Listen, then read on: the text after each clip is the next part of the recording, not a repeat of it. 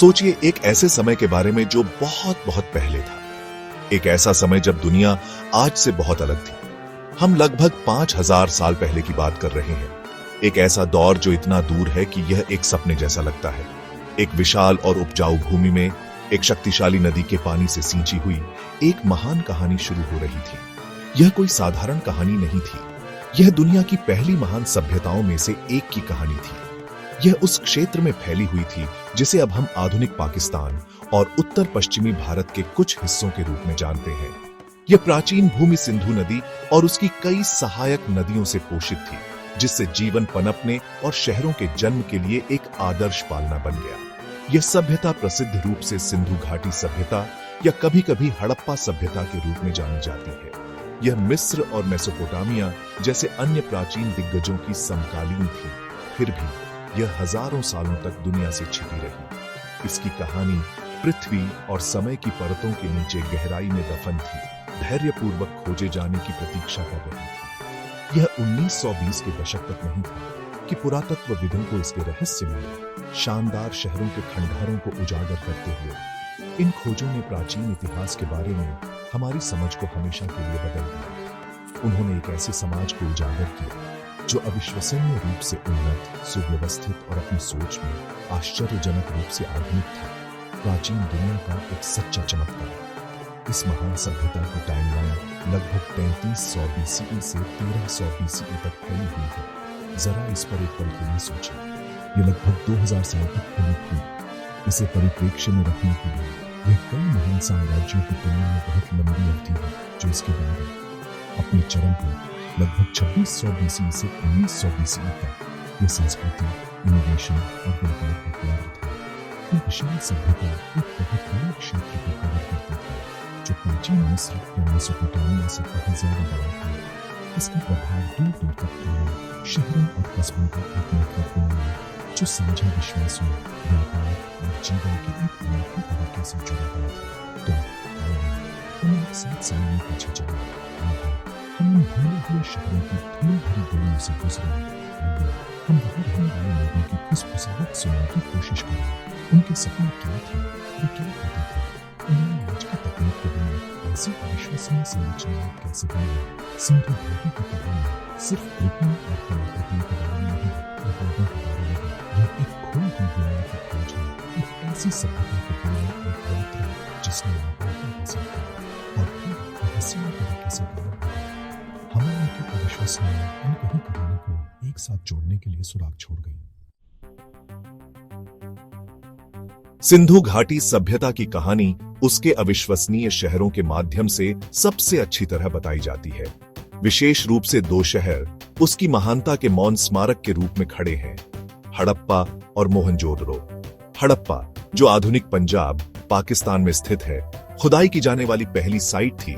यही कारण है कि पूरी सभ्यता का नाम अक्सर इसके नाम पर रखा जाता है। पुरातत्वविदों के आश्चर्य की कल्पना करें जब उन्होंने पहली बार इसके खंडहरों को उजागर किया। उन्हें एक साधारण गांव नहीं, बल्कि एक सावधानीपूर्वक नियोजित शहरी केंद्र मिला। शहर को एक ग्रिड सिस्टम पर बुनाया गया था, जिसमें सड़कें उत्तर से दक्षिण और पूर्व से पश्चिम तक पूरी तरह से चलती थी, एक दूसरे को समकोण पर काटती थी। यह आकस्मिक नहीं था, यह शानदार शहरी योजनाकारों का काम था। मोहनजोदड़ो, जिसका सिंधी में अर्थ मृतकों का टीला है, शायद सभी सिंधु शहरों में सबसे प्रसिद्ध है। सिंध, पाकिस्तान में स्थित यह प्राचीन दुनिया की सबसे बड़ी बस्तियों में से एक था। जब आप इसके अवशेषों का पता लगाते हैं तो आप लगभग उस शहर की धड़कन महसूस कर सकते हैं जो कभी था। शहर को दो मुख्य भागों में बांटा गया था, गढ़ और निचला शहर। गढ़ एक उठा हुआ क्षेत्र था जो मिट्टी ईंट के एक ऊंचे मंच पर बुनाया गया था। इसमें प्रसिद्ध ग्रेट बाथ सहित महत्वपूर्ण सार्वजनिक इमारतें थीं। निचला शहर आवासीय क्षेत्र था, जहां आम लोग अच्छी तरह से निर्मित घरों में रहते थे। मोहनजोदड़ो का विशाल पैमाना और संगठन उस समाज के बारे में बहुत कुछ बताता है जिसने इसे बुनाया था। इन शहरों को वास्तव में उल्लेखनीय बनाने वाली बात उनका उन्नत इंफ्रास्ट्रक्चर है। इस बारे में सोचिए, मोहनजोदड़ो में लगभग हर घर में अपना निजी बाथरूम और एक परिष्कृत जल निकासी प्रणाली से कनेक्शन था। ढके हुए नाले मुख्य सड़कों के किनारे चलते थे। घरों से अपशिष्ट जल को दूर ले जाते थे। इन नालों में मैनहोल भी लगे थे ताकि उन्हें साफ और रखरखाव किया जा सके। स्वच्छता और सार्वजनिक स्वास्थ्य पर इस स्तर का ध्यान प्राचीन दुनिया के अधिकांश अन्य हिस्सों में अनसुना था। यह एक ऐसे समाज को दर्शाता है जिसने स्वच्छता, व्यवस्था और अपने नागरिकों के कल्याण को महत्व दिया। अपने समय के लिए एक सच्चा प्रगतिशील मानसिकता। हड़प्पा और मोहनजोदड़ो के अलावा अन्य महत्वपूर्ण केंद्र भी थे। आधुनिक गुजरात, भारत में लोथल एक महत्वपूर्ण बंदरगाह शहर था।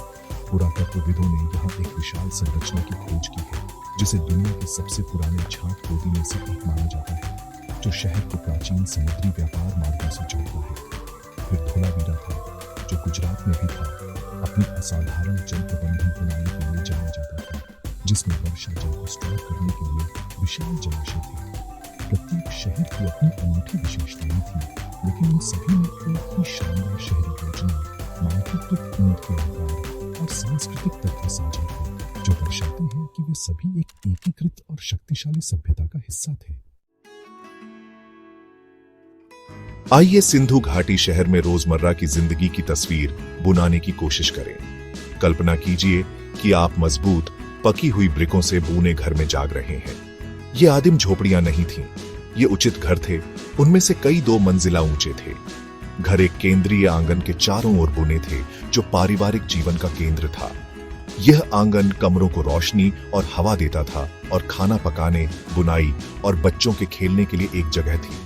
घरों को आराम और गोपनीयता के लिए डिजाइन किया गया था। अधिकांश घरों में सपाट छतें थीं, जिनका उपयोग गर्मी की रातों में सोने के लिए या धूप में फसलों को सुखाने के लिए किया जा सकता था। यह एक साधारण फिर भी आरामदायक और अच्छी तरह से सोचा गया अस्तित्व था। सिंधु घाटी के लोग मुख्य रूप से किसान थे। सिंधु नदी के किनारे के उपजाऊ मैदान खेती के लिए एकदम सही थे। उन्होंने गेहूं, जौ, मटर और तिल सहित विभिन्न प्रकार की फसलें उगाई। सबूत बताते हैं कि वे दुनिया के पहले लोगों में से थे जिन्होंने कपास की खेती की, जिसका उपयोग उन्होंने कपड़े बुनाने के लिए किया। उनका आहार पौष्टिक और विविध था। अनाज के अलावा उन्होंने खजूर और खरबूजे जैसे फल खाए। उन्होंने पशुधन भी रखा, इसलिए दूध, दही और मवेशियों, भेड़ों और बकरियों का मांस उनके भोजन का हिस्सा था। नदियों और समुद्रों ने उन्हें बहुत सारी मछलियां प्रदान की, जिससे उनके आहार में प्रोटीन का एक और स्रोत जुड़ गया। बच्चों के बारे में क्या? उनका जीवन कैसा था? पुरातत्वविदों को टेराकोटा या पकी हुई मिट्टी से बुने कई खिलौने मिले हैं। इनमें छोटी गाड़ियां, पक्षियों के आकार की सीटी और जानवरों और लोगों की छोटी मूर्तियां शामिल हैं। यह हमें बताता है कि सिंधु घाटी में बच्चे खेलते थे, ठीक वैसे ही जैसे आज बच्चे करते हैं। उनके पास खुशी और मस्ती के पल थे। हम उनकी कल्पना कर सकते हैं कि वे आंगन में दौड़ रहे हैं, अपने छोटे मिट्टी के खिलौनों के साथ खेल रहे हैं। उनकी हंसी ब्रिकों से बुनी गलियों में गूंज रही है।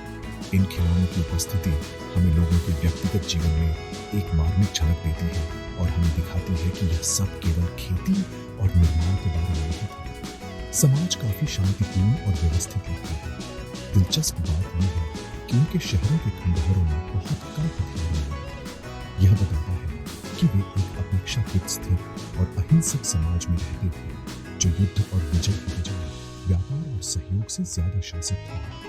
उनका रोजमर्रा का जीवन संभवतः संरचित और अनुमानित था, जो उनके तनाव, उनके परिवारों और उनके समुदाय के इर्द गिर्द घूमता था। वे सूरज के साथ जागते थे, खेतों में या अपनी वर्कशॉप्स में काम करते थे और अपने अच्छी तरह से बुने घरों के आराम में लौट आते थे।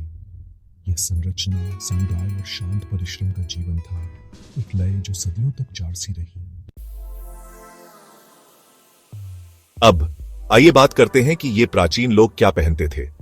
उन्होंने खुद को कैसे प्रस्तुत किया, जबकि उनके कपड़े बहुत पहले ही धूल में मिल चुके हैं। हम उनके फैशन को उन मूर्तियों और मूर्तियों से जोड़ सकते हैं जिन्हें उन्होंने पीछे छोड़ा है। जैसा कि हम जानते हैं, वे कपास उगाने में अग्रणी थे। यह अत्यधिक संभावना है कि पुरुष और महिला दोनों इस आरामदायक, हवादार कपड़े से बुने कपड़े पहनते थे। मूर्तियां पुरुषों को अपनी कमर के चारों ओर एक कपड़ा पहने हुए दिखाती हैं, जो एक आधुनिक धोती के समान है। महिलाओं को अक्सर घुटने तक की स्कर्ट पहने हुए दिखाया जाता है। ऐसा लगता है कि उनके कपड़े सरल, व्यावहारिक और क्षेत्र की गर्म जलवायु के लिए अच्छी तरह से अनुकूल थे। लेकिन साधारण कपड़ों का मतलब साधारण दिखना नहीं था। सिंधु घाटी के लोग खुद को सजाना पसंद करते थे। वे कुशल कारीगर थे जिन्होंने विभिन्न प्रकार की सामग्रियों से सुंदर गहने बुने। हार, कंगन, चूड़ियां और झुमके पुरुष और महिला दोनों में लोकप्रिय थे। ये सिर्फ साधारण मिट्टी या पत्थर से नहीं बुने थे। उन्होंने कारेलियन, अगेट और लापीस लजुली जैसे अर्धकीमती पत्थरों का उपयोग किया जिन्हें दूर के देशों से आयात करना पड़ता था। उन्होंने सोने, चांदी, तांबे और कांसे से भी गहने बुनाए। जटिल डिजाइन और शिल्प कौशल शैली की एक परिष्कृत भावना और सुंदरता के प्रति प्रेम को दर्शाते हैं। इस अवधि की सबसे प्रसिद्ध कलाकृतियों में से एक मोहनजोदड़ो में मिली डांसिंग गर्ल की छोटी कांस्य प्रतिमा है। उसे एक आत्मविश्वासपूर्ण, आरामदायक मुद्रा में दिखाया गया है। वह एक हार और बड़ी संख्या में चूड़ियों को छोड़कर नग्न है, जो लगभग उसकी पूरी बाईं बांह को ढकती है। उसके बाल एक जटिल बन में स्टाइल किए गए हैं। यह एक छोटी सी मूर्ति हमें बहुत कुछ बताती है। यह एक ऐसी संस्कृति की बात करती है जो मानव रूप से सहज थी और कला और नृत्य की सराहना करती थी। यह अलंकरण के महत्व पर भी प्रकाश डालता है। उसकी चूड़ियां हजारों सालों के बाद भी एक बोल्ड फैशन स्टेटमेंट बनाती है। हेयर स्टाइल भी उनके लुक का एक महत्वपूर्ण हिस्सा थे। मूर्तियों और मोहरों में विभिन्न प्रकार के हेयर स्टाइल दिखाए गए हैं। पुरुषों को अक्सर उनके बालों को एक बन में बांधते हुए या उनके सिर के ऊपर एक रिंग में कॉइल्ड करते हुए दिखाया जाता है। कुछ पुरुषों की दाढ़ी थी जिन्हें अक्सर करीने से ट्रिम किया जाता था, जैसा कि प्रसिद्ध उजारसी राजा प्रतिमा में देखा गया है। महिलाओं ने अपने बालों को विस्तृत व्यवस्थाओं में पहना था, कभी कभी छोटी बुनाती थी या हेयर पिन से जगह पर रखती थी। उन्होंने कॉस्मेटिक्स का भी उपयोग किया होगा, छोटे जाल बाल जिन्हें आंखों को लाइन करने के लिए काटा जा सकता था। स्पष्ट रूप से सिंधु घाटी के लोग अपनी उपस्थिति के बारे में परवाह करते थे और उनमें व्यक्तिगत शैली की एक अच्छी तरह से विकसित भावना थी। सिंधु घाटी सभ्यता एक अलग दुनिया नहीं थी। यह, आप जानते हैं, व्यापार और वाणिज्य का एक फलता फूलता केंद्र था जिसके संबंध हजारों मील तक फैले हुए थे। शहर सिर्फ रहने की जगह नहीं थे, वे व्यस्त आर्थिक केंद्र थे।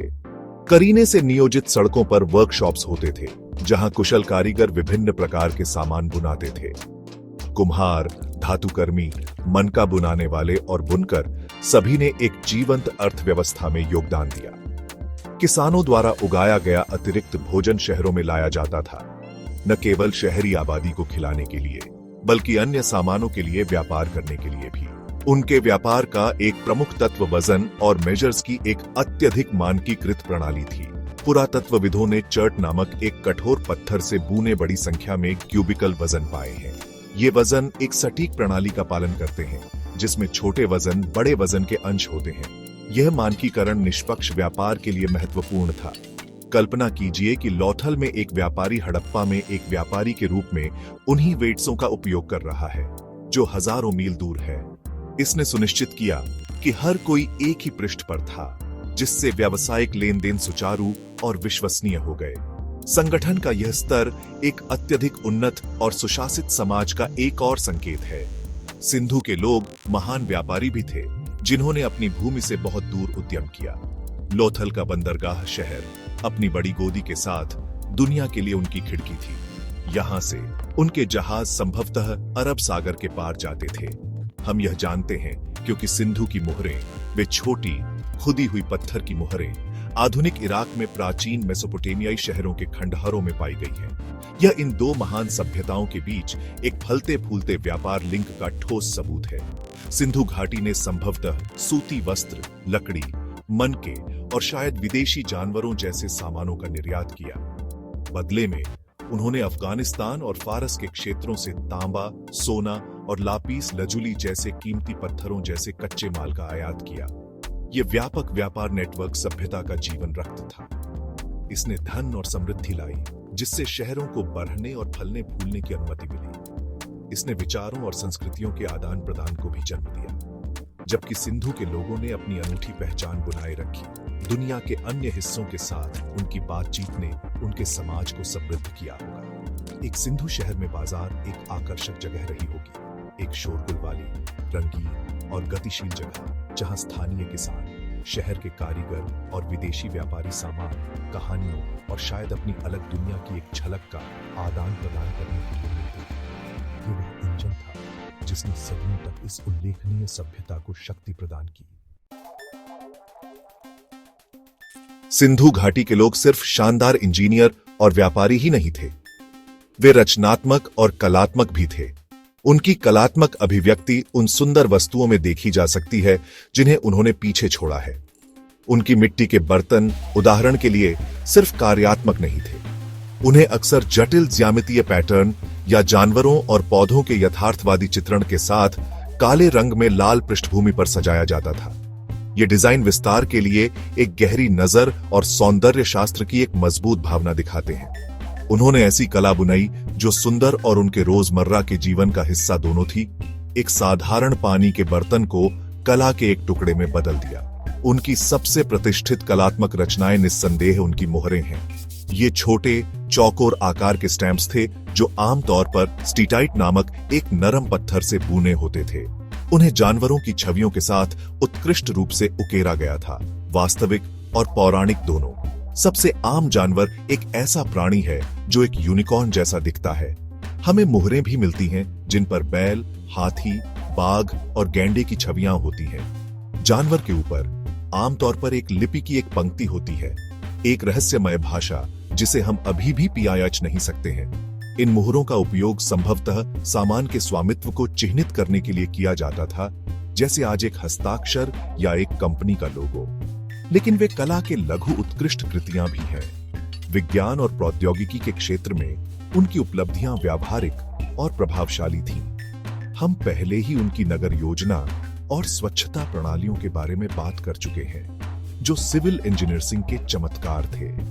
उन्हें गणित और ज्यामिति की भी गहरी समझ थी, जो उनके शहरों के निर्माण और उनके वेट्सों के मानकीकरण के लिए आवश्यक थी। इसके अलावा वे कुशल धातुकर्मी थे।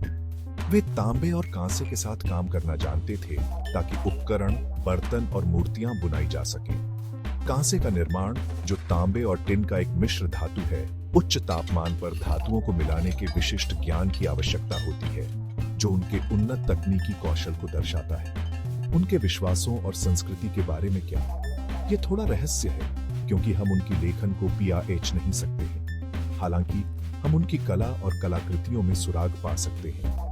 महिला देवताओं की मूर्तियां, जिन्हें अक्सर मातृ देवियां कहा जाता है, बड़ी संख्या में पाई गई है। ये बताता है कि प्रजनन क्षमता और जीवन के एक महिला सिद्धांत की पूजा उनके लिए महत्वपूर्ण हो सकती थी। कुछ मोहरें एक आकृति को यौगिक मुद्रा में बैठे हुए दर्शाती हैं, जो जानवरों से घिरी हुई है। कुछ विद्वानों ने सुझाव दिया है कि यह हिंदू देवता शिवा के पशुपति, जानवरों के भगवान के रूप में एक प्रारंभिक प्रतिनिधित्व हो सकता है। जबकि हम निश्चित नहीं हो सकते हैं, ये कलाकृतियां हमें सिंधु लोगों की आध्यात्मिक दुनिया में एक आकर्षक झलक देती हैं। सिंधु घाटी सभ्यता के सबसे बड़े अनसॉल्व्ड मिस्टरीजों में से एक इसकी भाषा है। हड़प्पा और मोहनजोदड़ो के लोगों के पास लेखन की एक प्रणाली थी, लेकिन लगभग एक सदी से दुनिया के सबसे अच्छे दिमागों ने इसे समझ नहीं पाया है। यह अघोषित लिपि एक बंद दरवाजे की तरह है, और इसके पीछे उनके विश्वासों, उनके इतिहास, उनके साहित्य और उनकी सरकार के बारे में जानकारी का खजाना है। हम उनके शहरों को देख सकते हैं, उनकी कलाकृतियों को छू सकते हैं और उनके व्यापारिक सामानों का विश्लेषण कर सकते हैं, लेकिन हम उनकी आवाज नहीं सुन सकते। उनकी लिपि की चुप्पी ही इस सभ्यता को इतना रहस्यमय और आकर्षक बनाती है। यह लिपि अक्सर उनकी प्रसिद्ध मोहरों पर दिखाई देती है, लेकिन यह पॉटरियों, तांबे की गोलियों और यहां तक कि धोलावीरा में पाए गए एक बड़े साइन बोर्ड पर भी पाई गई है। यह लिपि चित्रात्मक है, जिसका अर्थ है कि इसमें ऐसे प्रतीक या संकेत होते हैं जो वस्तुओं या विचारों का प्रतिनिधित्व करते हैं। शोधकर्ताओं ने लगभग 400 अद्वितीय संकेतों की पहचान की है। कुछ संकेत मछली जैसे दिखते हैं, अन्य एक जार जैसे, और कुछ अमूर्त ज्यामितीय आकार हैं। लेखन आमतौर पर दाएं से बाएं चलता है, एक निष्कर्ष जो मोहरों पर संकेतों के स्थान को देखकर निकाला गया है। जब दूसरी पंक्ति होती है तो यह बाएं से दाएं चलती हुई प्रतीत होती है, एक शैली जिसे बॉस्ट्रोफेडॉन के रूप में जाना जाता है। इस कोड को क्रैक करना इतना मुश्किल क्यों है? इसके कई कारण हैं। सबसे पहले हमारे पास जो शिलालेख हैं वे बहुत छोटे हैं, आमतौर पर केवल 4 या 5 संकेत लंबे। सबसे लंबा केवल लगभग 26 संकेत लंबा है। यह पैटर्न खोजने और तुलना करने के लिए पर्याप्त पाठ नहीं है, जो कि मिस्र के चित्रलिपि जैसे अन्य प्राचीन स्क्रिप्टों को कैसे समझा गया था। दूसरा, हमारे पास रोसेटा स्टोन जैसा कोई द्विभाषी पाठ नहीं है, जिसमें वही पाठ 2 जात भाषाओं में अज्ञात भाषा के साथ लिखा गया था। ऐसी कुंजी के बिना विद्वानों को शुरू से ही कोड को क्रैक करने की चुनौतीपूर्ण कार्य के साथ छोड़ दिया जाता है। चुनौतियों के बावजूद कई प्रयास किए गए हैं। कुछ विद्वानों का मानना है कि भाषा द्रविड़ भाषाओं के परिवार से संबंधित है, जो आज दक्षिण भारत में बोली जाती है। अन्य सुझाव देते हैं कि यह इंडो आर्यन भाषाओं या किसी अन्य खोई हुई भाषा परिवार से संबंधित हो सकती है। स्क्रिप्ट में पैटर्न का विश्लेषण करने के लिए कंप्यूटर का उपयोग किया गया है, व्याकरणिक संरचनाओं की जांच, जबकि कुछ संकेतों के कार्यों को समझने में कुछ प्रगति हुई है। एक पूर्ण सफलता अभी भी मायावी बनी हुई है। जब तक यह मूक लिपि अंततः पढ़ी नहीं जाती, तब तक सिंधु घाटी सभ्यता अपने सबसे कीमती रहस्यों को अपने दिल के करीब रखना जारी रखेगी। सदियों तक सिंधु घाटी सभ्यता स्थिरता और समृद्धि का प्रतीक थी। इसके शहर अच्छी तरह से प्रबंधित थे, इसका व्यापार फल फूल रहा था और इसकी संस्कृति जीवंत थी। और फिर लगभग 1900 बीसीई कुछ बदलना शुरू हो गया। महान शहर घटने लगे, निर्माण की गुणवत्ता खराब हो गई, मेसोपोटामिया के साथ व्यापार बंद हो गया। लोगों ने शहरी केंद्रों को छोड़ना शुरू कर दिया और छोटे, अधिक ग्रामीण बस्तियों में चले गए। लगभग 1300 बीसीई तक यह एक बार की महान सभ्यता फीकी पड़ गई थी। इसके शहर पृथ्वी द्वारा निगल लिए गए थे। वह प्रश्न जिसने दशकों से हिस्ट्रीकारों को हैरान कर रखा है, क्या हुआ? इस प्रश्न का कोई एक सरल उत्तर नहीं है। ऐसा लगता है कि कई कारकों के संयोजन से यह क्रमिक गिरावट आई। सबसे लोकप्रिय सिद्धांतों में से एक जलवायु परिवर्तन की ओर इशारा करता है। सबूत बताते हैं कि इस क्षेत्र में मौसम के पैटर्न में एक बड़ा बदलाव आया। मानसून, जो फसलों को पानी देने के लिए महत्वपूर्ण थे, कमजोर और कम विश्वसनीय हो गए होंगे। इससे लंबे समय तक सूखा पड़ा होगा, जिससे खेती मुश्किल हो गई होगी। शक्तिशाली घग्गर हकरा नदी, जो सभ्यता के एक बड़े हिस्से से होकर बहती थी और कई बस्तियों का समर्थन करती थी, सूखने लगी। विश्वसनीय जल आपूर्ति के बिना सभ्यता का कृषि आधार ध्वस्त हो गया होता। एक और प्रमुख सिद्धांत में स्वयं सिंधु नदी के मार्ग में परिवर्तन शामिल है। नदियां शक्तिशाली और गतिशील होती हैं और वे बाढ़ और गाद जमाव के माध्यम से समय के साथ अपना मार्ग बदल सकती हैं। यह संभव है कि सिंधु नदी ने अपना मार्ग बदल दिया हो, मोहनजोदड़ो जैसे प्रमुख शहरों से दूर जा रही हो। एक शहर जो अचानक अपने मुख्य जल स्रोत और अपने नदी व्यापार मार्ग से कट जाता है, उसे जीवित रहने के लिए संघर्ष करना पड़ेगा। इससे लोगों को पानी और उपजाऊ भूमि की तलाश में अन्य क्षेत्रों में प्रवास करने के लिए मजबूर होना पड़ा होगा, जिससे एक बार फलते फूलते शहरी केंद्रों का धीमा परित्याग हुआ होगा। कुछ शुरुआती सिद्धांतों ने सुझाव दिया कि सभ्यता का विनाश आर्यों नामक खानाबदोश जनजातियों के आक्रमण से हुआ था। यह विचार मोहनजोदड़ो में पाए गए हिंसा के कुछ सबूतों पर आधारित था। हालांकि अधिकांश आधुनिक पुरातत्वविदों को बड़े पैमाने पर आक्रमण या युद्ध का समर्थन करने के लिए बहुत कम सबूत मिले हैं। गिरावट एक धीमी और क्रमिक प्रक्रिया प्रतीत होती है, न कि युद्ध के कारण अचानक ढहना। यह अधिक संभावना है कि आंतरिक दबाव जैसे पर्यावरणीय चुनौतियां, आर्थिक गिरावट और संभवतः बीमारी भी सामाजिक और राजनीतिक संरचना को कमजोर करने के लिए संयुक्त हो गई, जो सभ्यता को इतने लंबे समय तक एक साथ रखती थी। महान गायब होना एक अकेली घटना नहीं थी, बल्कि इतिहास में एक धीमी गति से फीका पड़ना था। भले ही शहर ढह गए और लिपि खामोश हो गई, सिंधु घाटी सभ्यता की कहानी वास्तव में समाप्त नहीं हुई। इसकी विरासत पूरी तरह से गायब नहीं हुई। यह सब कॉन्टिनेंट की मिट्टी में समा गई, जो बाद में उठने वाली संस्कृतियों की नींव का हिस्सा बन गई। हड़प्पा के लोगों की कई प्रथाएं और विचार उनके शहरों से बच गए।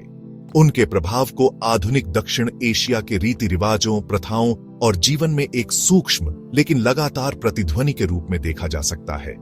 इस क्षेत्र के इतिहास का पहला अध्याय, जो सिंधु के लोगों द्वारा लिखा गया था, बाद के अध्यायों को प्रभावित करना जारी रखता है। उन चीजों के बारे में सोचिए जिनमें उन्होंने अग्रणी भूमिका निभाई।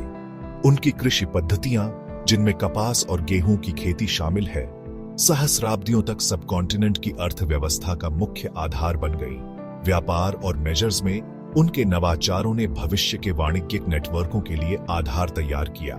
कुछ विद्वान सिंधु घाटी की कलाकृतियों और बाद की भारतीय संस्कृति के बीच संबंध देखते हैं। एक योगी जैसी दिखने वाली मोहर पर की आकृति, एक मातृ देवी की पूजा और स्वस्तिक जैसे कुछ प्रतीकों का उपयोग, जो कई प्राचीन संस्कृतियों में एक सकारात्मक प्रतीक था, ये सभी आज भारत में जीवित परंपराओं के साथ प्रतिध्वनित होते हुए प्रतीत होते हैं। ये सीधी रेखाएं नहीं हैं, बल्कि एक दूर के अतीत से फुसफुसाहटें हैं। सिंधु घाटी सभ्यता हमें शहरी जीवन के बारे में एक गहरा सबक भी सिखाती है।